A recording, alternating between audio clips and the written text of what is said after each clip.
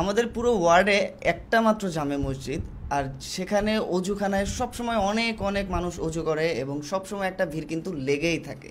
কিন্তু কয়েক সপ্তাহ থেকে একটা জিনিস আমার খুবই চোখে লাগছিল যে অজুখানার টাইলস, দেয়াল এবং কমোডের অবস্থা এতই খারাপ যে টাইলসের মাঝখানে কালচে দাগ, ফাঙ্গাসের দাগ এবং আয়রনের লালচে দাগগুলো এত বেশি কড়াভাবে বসে গিয়েছিল যে ব্রাশ দিয়ে হাজারবার সেগুলো ঘষলেও কোনোভাবে তোলা যাচ্ছিল না। এক শুক্রবার এক বৃদ্ধ চাচা এসে বলল যে অজুখানার অবস্থা পানি পড়ে এতটাই পিচ্ছিল হয়ে গেছে যে আর একটু হলে পিছলা খেয়ে পড়ে যেতাম, তোমরাও সাবধানে থেকো। আর তখনই সিদ্ধান্ত নিলাম যে অজুখানা এবং টয়লেটের কিছু একটা করতে হবে।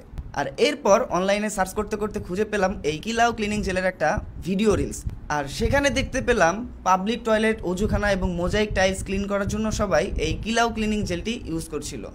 আর আমি অর্ডার করলাম এই 2 পিসের প্যাকেজটি, যেটাতে একটি স্যান্ড পেপার, 2টা স্ক্র্যাবার এবং এক জোড়া গ্লাভস দেওয়া ছিল। তাই বাইরে থেকে আমার এক্সট্রা আর কোনো কিছুই ম্যানেজ করতে হয়নি। এগুলো দিয়েই কিন্তু সম্পূর্ণ ক্লিন করা সম্ভব হয়েছে। ব্যবহার করলাম খুব সহজে, যেহেতু এটা জেল তাই পানির সাথে মিশিয়ে যেসব জায়গায় দাগ আছে, টাইলসের ফাঁকে ফাঁকে এবং দেয়ালের অজুখানায়, গোছলখানায় যে আয়রনের দাগ, ফাঙ্গাসের দাগগুলো আছে সেগুলোর উপরে সুন্দরভাবে ঢেলে 5 থেকে 10 মিনিট অপেক্ষা করার পর স্ক্র্যাবার দিয়ে ঘষা দিতেই টাইলসের ফাঁকে ফাঁকে যে কালচে দাগগুলো আছে, ফাঙ্গাসের দাগগুলো আছে, আয়রনের যে কড়া লাল দাগ আছে, কমোডের যে হলুদ দাগগুলো আছে সেগুলো কিন্তু খুব সুন্দরভাবে ক্লিন হয়ে গেল এবং টাইলস থেকে শুরু করে সব কিছুই কিন্তু একদম নতুনের মতো ঝকঝকে চকচকে হয়ে গেল।